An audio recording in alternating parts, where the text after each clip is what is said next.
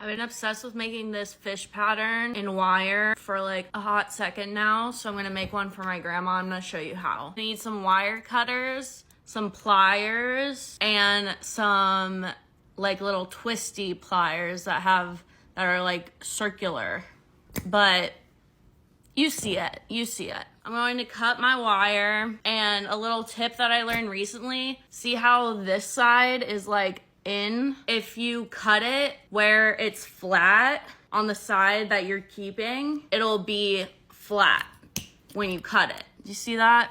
It's flat. So you want to start off using your loopy tool and making a loop. I go around halfway down the pliers, make a loop, and then you'll have it like this, and then you just twist it back like this. So now you have a loop like this. And then down a little further, you want to do another loop. This is going to be the eyeball of the fish, like so.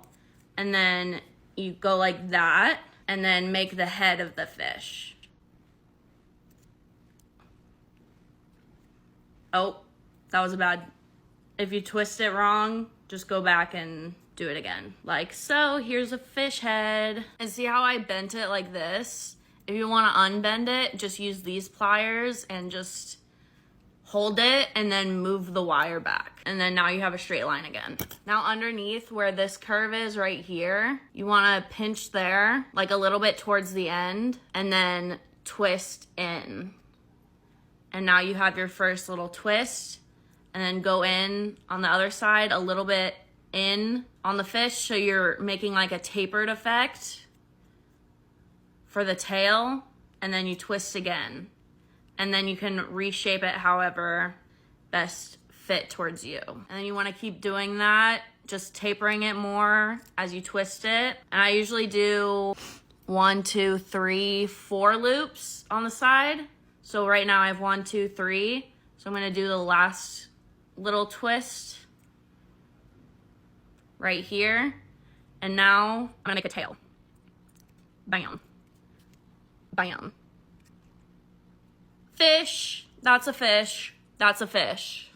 And then with the same trick you did at the beginning, make sure that it's facing this way. You just cut off the wire. And then pinch it so that there's no wire pinching out.